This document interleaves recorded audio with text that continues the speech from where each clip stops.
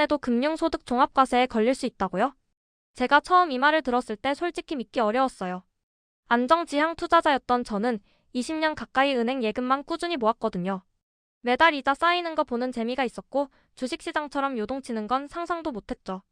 그런데 어느 순간 계산기를 두드려 보니 세전 기준으로도 연 2천만 원을 훌쩍 넘기는 금액이 모여 있더라고요. 그때 깨달았습니다. 이래서 금융소득 종합과세라는 게 현실로 다가오는구나. ISA 계좌 가입도 안 되고 무주택자로서 집에 기대지도 못하고 순간 막막하더라고요.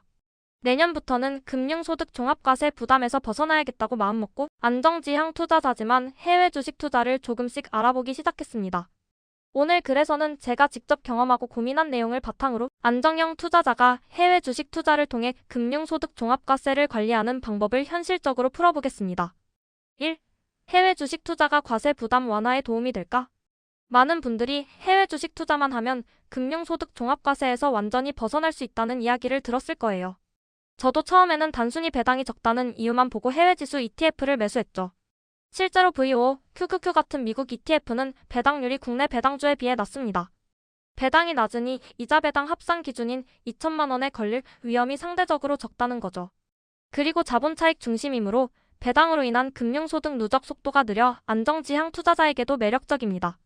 하지만 여기서 중요한 건 완전히 과세 회피가 가능하다는 말은 틀렸다는 점이에요.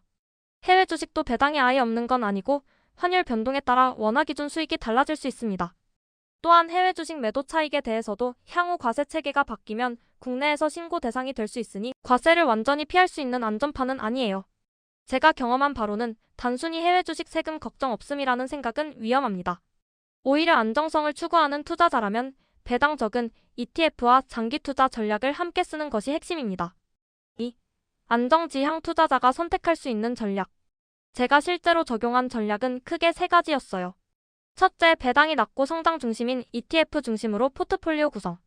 예를 들어 VO, SPYM, QQQM 같은 지수 추종 ETF는 배당률이 연간 12% 수준으로 낮아서 금융소득 합산에서 부담을 상대적으로 줄일 수 있었습니다. 제가 올해 만기된 정기예금을 ETF들로 돌려놓았더니 이전처럼 매달 세금 걱정에 조바심 내지 않아도 되었어요. 둘째, 자산 분산과 위험 관리. 단기 국채 ETF인 BOXX를 섞어 안정성을 높였습니다. 배당이 낮아 금융소득으로 잡히는 금액이 작고 안전하게 이자 수익을 누릴 수 있습니다. 실제로 BOXX 같은 단기채 ETF는 변동성이 거의 없어서 정기예금처럼 안정적이면서도 해외 주식의 장점인 환해지 효과까지 기대할 수 있어요. 셋째, 가족 간 금융소득 분산. 자녀들에게 소액씩 증여하거나 배우자 계좌를 활용해 배당이자 수입을 나누는 방법도 있습니다. 예를 들어 2천만 원 가까운 금융소득을 가족에게 나누어 분산하면 과세 기준선을 넘지 않게 관리할 수 있어요. 물론 증여 한도와 신고 기준은 반드시 확인해야 합니다.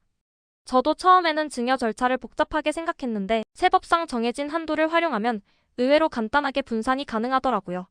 결국 안정형 투자자라면 배당 적은 ETF 중심 단기채 ETF로 안정성을 보강, 가족 간 소득 분산이라는 3중 전략이 가장 현실적이고 실용적입니다. 3. 해외 주식 투자 관련 흔한 오해 바로잡기. 많은 사람들이 해외 주식 투자를 세금 걱정 없는 안전한 수단이라고 생각하지만 실제로는 그렇지 않습니다. 해외 주식도 배당 소득은 국내 금융소득에 합산될 수 있고 매도 차익도 과세 대상이 될 가능성이 있습니다. 단지 국내 이자 소득 배당 소득만큼 빨리 금융소득에 합산되지 않을 뿐이에요. 따라서 해외 주식 투자는 세금을 완전히 피하는 수단이 아니라 과세 부담을 조절하고 관리하는 도구라는 인식이 필요합니다.